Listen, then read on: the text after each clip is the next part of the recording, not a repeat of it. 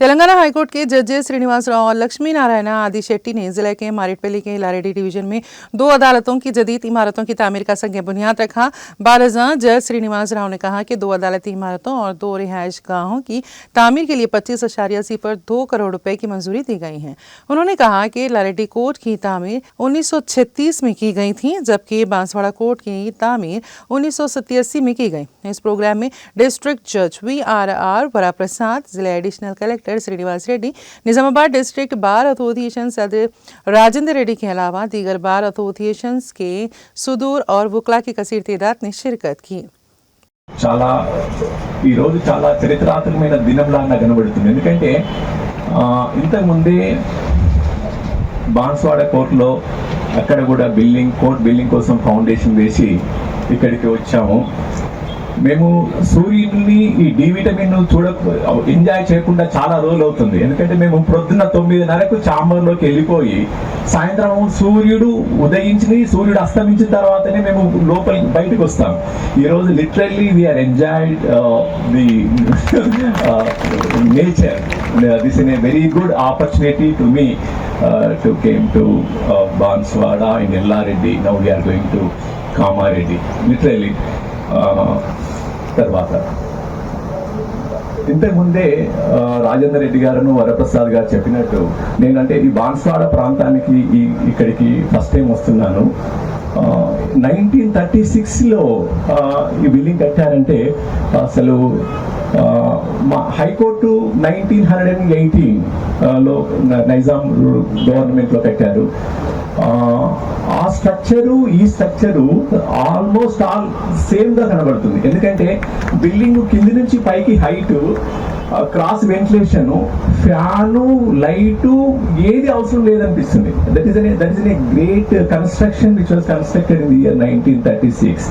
Now మనకు education ఎంత develop అయినా కూడా మనము ఆ క్వాలిటీ ఆఫ్ కన్స్ట్రక్షన్ ఇందాక ప్రెసిడెంట్ గోపాలరావు గారు చెప్పినప్పుడు బాన్స్వాడ కోర్ట్ బిల్డింగ్ 1987లో కన్స్ట్రక్షన్ చేస్తే మళ్ళీ 2025లో కన్స్ట్రక్ట్ చేయాల్సిన అవసరం వచ్చింది. 1936లో కన్స్ట్రక్ట్ చేసిన బిల్డింగ్ 2025 వరకు కూడా ఇంకా అది ఇంకొక 10 సంవత్సరాలు అది మనకు నీడనిచ్చే విధంగా ఉన్నది. మన యొక్క ఎడ్యుకేషన్ ఎక్కడికో వెళ్ళిపోయినాము చంద్రమండలం వరకు అని అనుకున్నప్పుడు ఈ క్వాలిటీ ఆఫ్ ఎందుకు ఈ క్వాలిటీ తగ్గుతుంది అనేది మనం ఒక క్వశ్చన్ మార్క్ చేసుకోవాల్సిన అవసరము మీ బిల్డింగ్ ద్వారానే ఉత్పన్నమవుతున్నదని నేను భావిస్తున్నాను. లిటరల్లీ ఎందుకోసం అంటే ప్రతి వ్యవస్థలో, అంటే ఏ వ్యవస్థలో అయినా, విద్యా వ్యవస్థ కానీ మిగతా ప్రతి వ్యవస్థలో కూడా క్వాలిటీని ఆ విధంగా ఎందుకు ఇంప్రూవ్ చేసుకోవడానికి ఈ ఇన్స్ట్రుమెంట్ని ఎందుకు తీసుకోకూడదు అనేది మరొకసారి మనం గుర్తు చేసుకోవాల్సిన అవసరం ఉన్నదని కూడా నేను భావిస్తున్నాను. కాబట్టి ఈ సుందరమైన ఈ ప్లేస్లు ఇందాక వరప్రసాద్ గారు చెప్పినట్టు ఇంత పెద్ద 5 ఎకరాల స్థలము ఒక జూనియర్ సివిల్ జడ్జి కోర్టుకి నేను అనుకోవడము combined state of Andhra Pradesh, present state of తెలంగాణలో కూడా ఎక్కడ లేదు కావచ్చు అని అనుకుంటున్నాను. ఐ డోంట్ నో, నేనంటే I had not studied that particular history, but still I hope that no such place is available, especially for the junior civil judge court. This is a very good opportunity to the people of the LRD. This is a very good. Now the new construction building ki government to high court to request మేరకు government sanction చేసింది.